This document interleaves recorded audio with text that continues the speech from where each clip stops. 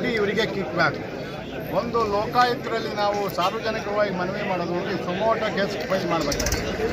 ಏನು ವಾಲ್ಮೀಕಿ ಹಗರಣ ಏನಿತ್ತು, ಇಲ್ಲಿ ಹೇಮಾವತಿ ಎಕ್ಸ್ಪ್ರೆಸ್ ಕೆನಾಲ್ ಹಗರಣನೂ ಇದೆ. ವಿತೌಟ್ ಸಪ್ಲೈ ಆಗದೆ ಇನ್ವಾಯ್ಸ್ ಇದೆ ಸುಮಾರು 300ರಿಂದ 400 ಕೋಟಿ ಡ್ರಾ ಮಾಡಿದ್ದಾರೆ. ಕಾಮಗಾರಿನೇ ಆಗಿಲ್ಲ, ಪೈಪ್ಗಳೇ ಬಂದಿಲ್ಲ, ಪೈಪ್ ಲಾಬಿಂಗ್ ಮಾಡಿದು ಇವರು ಆಲ್ರೆಡಿ ಇನ್ವಾಯ್ಸ್ ಇಲ್ಲದೆ ಬಿಲ್ಗಳು ಮಾಡಿದ್ದಾರೆ.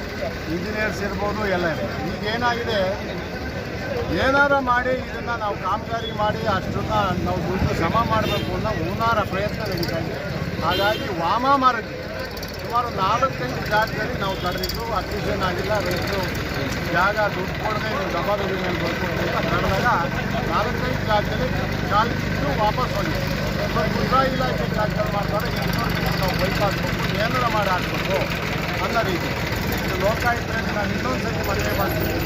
ರೈತರಿಗೆ ಒಕ್ಕಲೆಪ್ಸೋ ಕೆಲಸ ಮಾಡ್ತಾರೆ, ರೈತರಿಗೆ ಇತ್ತೆಚ್ಚ ಕೆಲಸ ಮಾಡ್ತಾರೆ. ಇವರು ಲಂಚ ಹೊಡೆದು ಬಿಲ್ಲಿಗೆ ದುಡ್ಡು ಡ್ರಾ ಮಾಡಿರೋದನ್ನ ಮುಳ್ಚಾಕೋಕ್ಕೋಸ್ಕರ ಈ ಕಾಮಗಾರಿ ಡಿ.ಕೆ. ಶಿವಕುಮಾರ್ ಅವರು ಪ್ರೆಷರ್ ಆಗ್ತಾರೆ.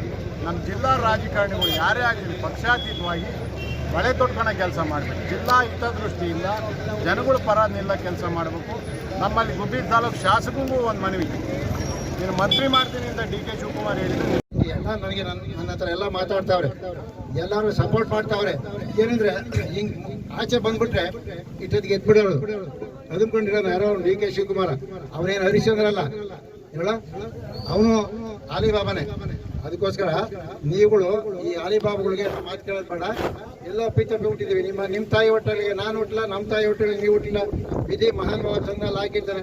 ಅದಕ್ಕೋಸ್ಕರ ಯಾರೋ ಜಾತಿ ಧರ್ಮ ಅದ್ರ ಬಗ್ಗೆ ಇದ್ರ ಬಗ್ಗೆ ಮಾತಾಡೋದು ಬೇಡ. ನಾವೆಲ್ಲರೂ ಒಂದೇ. ಇವತ್ತು ನೋಡಿ ಇಲ್ಲಿ ಸ್ವಾಮಿಗಳ ಬಗ್ಗೆ ಮಾತಾಡಿದ್ರು ನಮ್ಮ ಗೌಡ್ರು. ನನಗೆ 40 ಚಿಲ್ಲರೆ ನಮ್ಮ ಜಿಲ್ಲೆ ಒಳಗೆ ಸ್ವಾಮಿಗಳು ಮಠಗಳು ಅವರೆಲ್ಲರೂ ಫೋನ್ಗಳು ಮಾಡ್ತಾರೆ. ಈಗ ಒಂದು 3-4 ಜನ ಸ್ವಾಮಿಗಳು ನಮ್ಗೆ ಯಾಕಪ್ಪ ಹೇಳಿಲ್ಲ, ನಾವು ಬರ್ತಿದ್ದು ಅಂತ ಅಂತಾರೆ. ನಾವು ಈ ಸ್ಟ್ರೈಕ್ಗೆ ಬರ್ತೀವಿ ಅಂತ ಹೇಳ್ತಾರೆ. ಎಲ್ಲ ನಾವು